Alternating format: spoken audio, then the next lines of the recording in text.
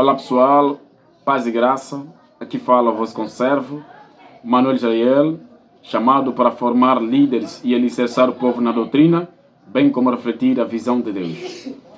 Neste momento eu estou aqui para lhe apresentar um breve ensino voltado à área profética. Portanto, vamos falar sobre aulas proféticas, parte 1.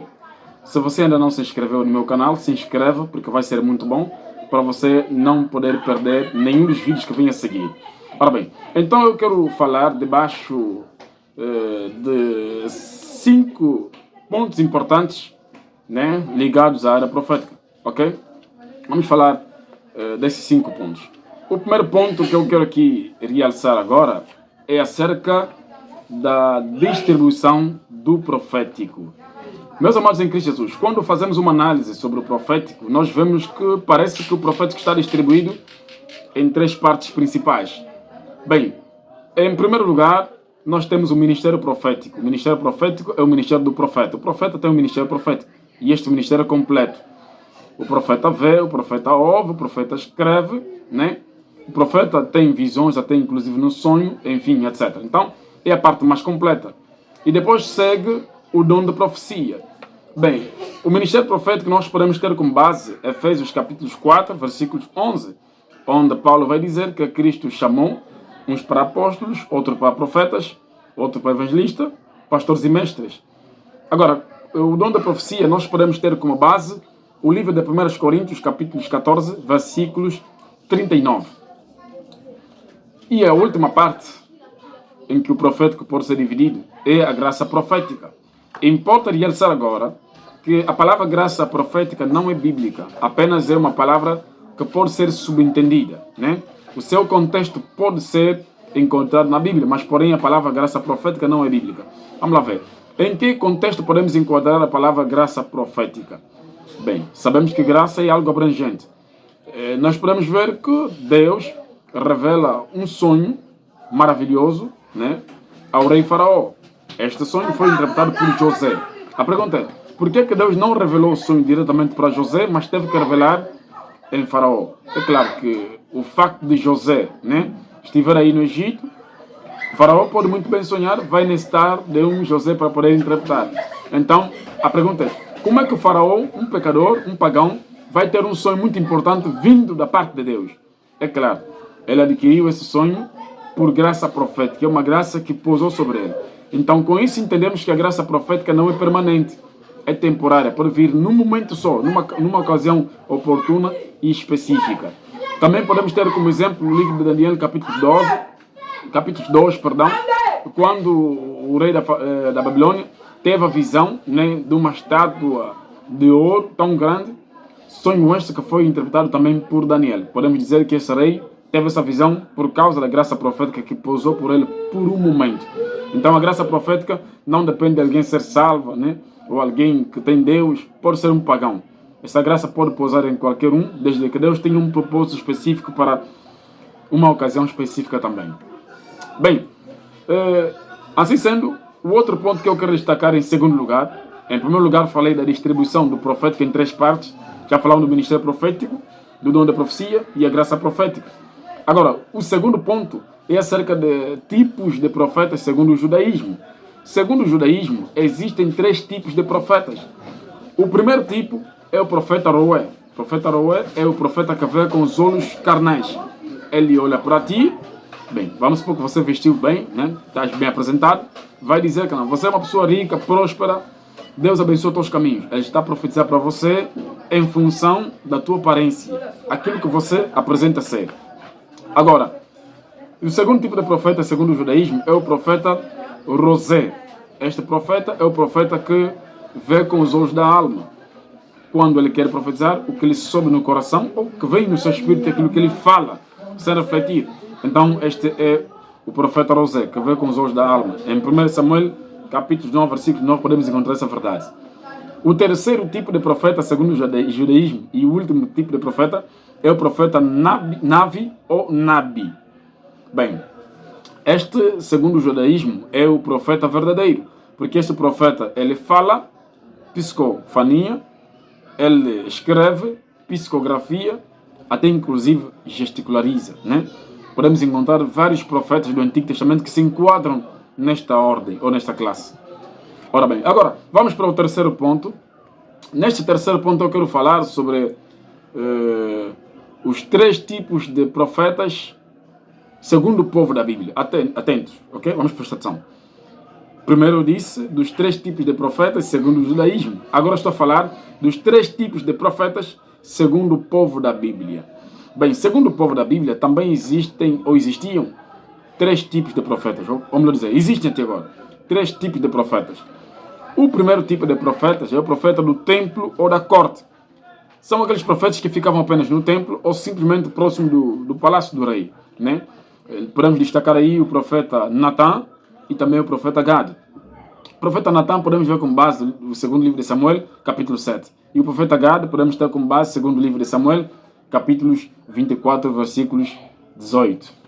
Ora bem, então o segundo tipo de profetas, segundo o povo da Bíblia, são aqueles profetas que eram chamados de profetas críticos.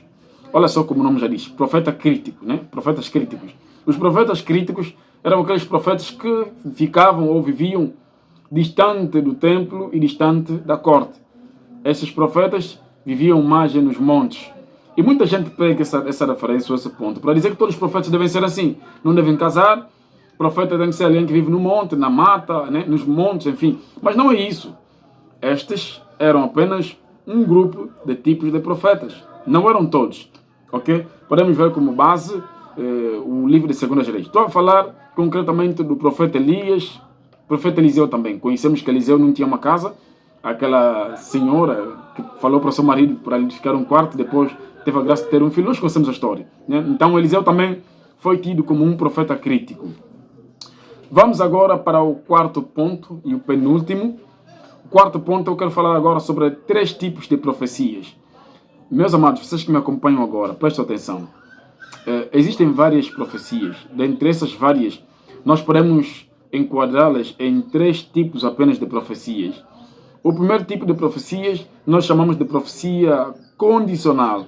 É aquela profecia que para se cumprir vai depender de uma condição. Exemplo, no livro de Deuteronômio, capítulo 28, a Bíblia diz que Deus mandou Moisés escrever várias bênçãos, mas ele diz que essas bênçãos virão até vocês, vão se cumprir se vocês obedecerem a minha palavra. Veja a condição. Se vocês obedecerem a minha palavra, a minha vontade nesse caso. Então esse é o primeiro tipo de profecia.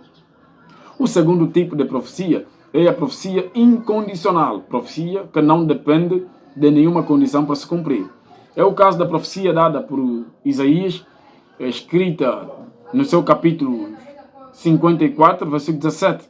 Deus vai dizer que toda ferramenta preparada contra ti não prosperará e toda língua que se levanta contra ti em juízo você pode condenar. Note, estamos a falar de uma profecia que não depende de condição para se cumprir. A condição aí que estamos a ver é apenas para servos. Essa é uma profecia dada para servos de Deus, porque lá mais abaixo no versículo vai dizer que esta é a herança dos servos do Senhor. Então essa profecia não é aplicável a qualquer um, é apenas servos de Deus, ok? Servos de Deus. Ok.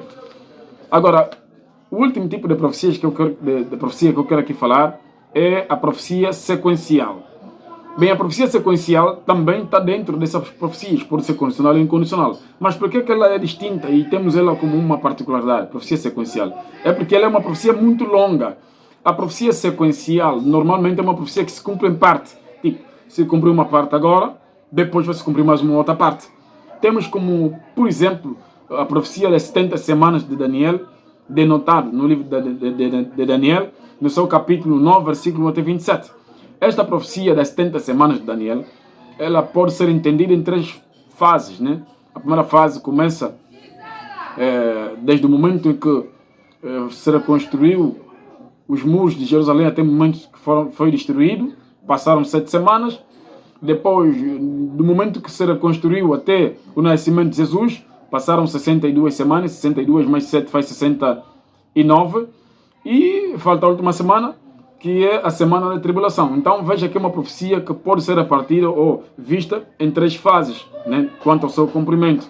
Por essa razão é uma profecia sequencial. Agora, ela pode ser condicional ou incondicional, né? Depende muito das fases de cada profecia. Ok. Mas quando nós analisamos, vemos que é uma profecia condicional. Dependeu do nascimento de Cristo, da edificação dos muros, da vinda do filho da perdição, enfim, nós podemos ver que é uma profecia condicional também. Ok. Bem, o último ponto que eu quero falar agora é acerca das 3 definições fundamentais que toda pessoa que deseja conhecer o profético deve ter. Se você é uma pessoa curiosa em aprender ensinos proféticos ou em querer conhecer mais, você precisa conhecer essas 3 definições fundamentais, porque essas definições regem o campo profético. Bem, a primeira definição que eu quero que você conheça é a definição da palavra inspiração. A segunda definição é a definição da palavra revelação. E a terceira e a última definição que você deve conhecer é a definição da palavra iluminação. Bem, vou explicar para você entender. Meu querido em Cristo Jesus, inspiração é o ato de você receber a mensagem da parte de Deus. Você é um humano pecador, vai receber uma mensagem vinda de um Deus santo, 3 vezes santo. Então, quando Deus estiver a te revelar alguma coisa, o processo de você estar a receber aquele conhecimento ou aquela inspiração, chamamos aquilo de inspiração. Homens inspirados são aqueles homens que recebem coisas da parte de Deus. Então, a inspiração é o ato de receber uma mensagem da parte de Deus, ou uma visão, é uma inspiração. Você está sendo inspirado em receber alguma coisa. Agora, revelação é a mensagem que você recebe da parte de Deus. Uma vez que é uma mensagem que você não conhece, né? Deus vai te dar pela primeira vez para transmitir, se calhar a uma pessoa. Essa mensagem é chamada de revelação, porque é uma mensagem que Deus está a te dar pela primeira vez e que você, se calhar, não conhece também. Agora, iluminação é o entendimento que você vai ter na compreensão do conhecimento ou da revelação que Deus te concedeu, o que você acaba de receber. Então, sempre que você está a ler um livro profético ou uma profecia, o entendimento que você vai ter chama-se iluminação.